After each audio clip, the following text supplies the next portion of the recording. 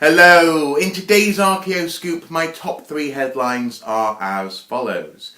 Headline number 1 comes from the Indonesian island of Flores, where in 2003 a diminutive species of Homo was found.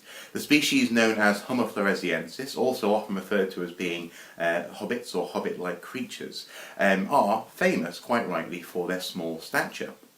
Now, one of the questions which has been plaguing people, especially evolutionary anthropologists, has been how exactly this species evolved to have the stature that they do, and actually even more specifically than that, how their brain evolved to be relatively small. Did it come from a previous species which had a small brain anyway, or was it possible that potentially a species with a big brain, such as Homo erectus, could have essentially shrunk over 2 million years or thereabouts to become Homo floresiensis? Well, this news story, there's a video attached to it. They seem to have finally come up with an answer, and they think actually that it was Homo erectus subject to dwarfism, which is something which happens often to animals on islands where resources are relatively limited. For example, elephants even can shrink down, sort of pygmy elephants, when there's just simply not enough food to support a big biomass, as it were. So in this instance, it seems that Homo floresiensis, over the course of a very long time, came about because of the constraints of the environment where it was essentially adapting. Now, this is very interesting, and actually Homo floresiensis, it is thought, coexisted with human beings up until around 12,000 years ago. So it's fascinating to think that we probably bumped into, as I say we, Homo sapiens probably bumped into these creatures when they were alive.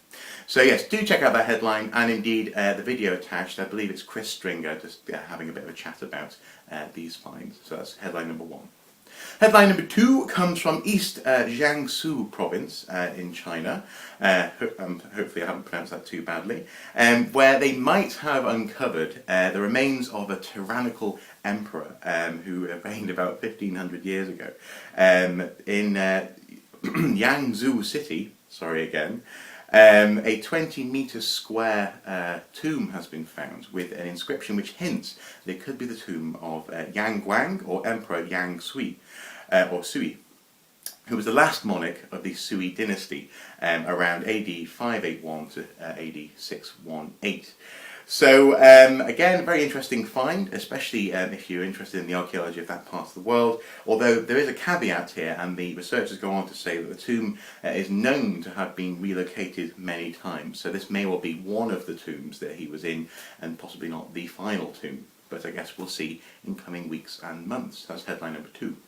Headline number 3 is actually quite interesting, certainly for me personally, and it's to do with Mesolithic debitage, and more to the point, people learning how to make stone tools. Debitage is the flakes and chunks of stone left behind from people making stone tools. So it comes from the island of Hundvåg in southwest Norway, or Hundvåg. And it is believed to be evidence of children probably learning to make stone tools. The article is superb, so I won't attempt to summarise it. It's quite a nice long one. But it's really just talking about how the stone tools hint at elements of childhood in the early Mesolithic in that part of the world, and also just how important the archaeology of childhood is. I continue to believe this passionately, and it's great to see researchers taking this forward, and actually in a time and place when childhood has often been sort of overlooked. People sort of think about surviving on the edge and think about adults' roles in society, but actually here we have some excellent discussion about the role of children in the early Mesolithic of Norway. So once again, well worth a look. That's headline number 3. So there you go. For all those news stories and all the other news stories from the past few days, check out the links below, as ever, in the information bar. They're there for your delectation and delight.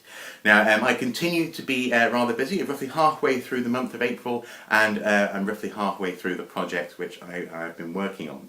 As I say, the deadline was rather tight, so it's taking up all of my time. However, the footage is looking superb, and I look forward to being able to share it with you guys who are being so kind and patient with me throughout this month.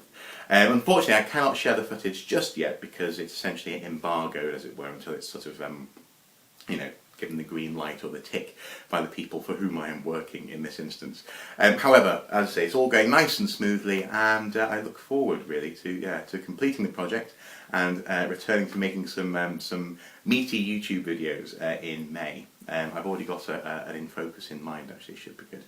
Anyway, go and have a look at those news headlines. I'm off to actually another meeting, of all things, to talk about workshops later in the summer. So yeah, busy at Archaeoscoop Towers, and I'm loving it. Nonetheless, enjoy the news stories, and tomorrow you can expect an artifact winging its way to you. Until then, bye bye.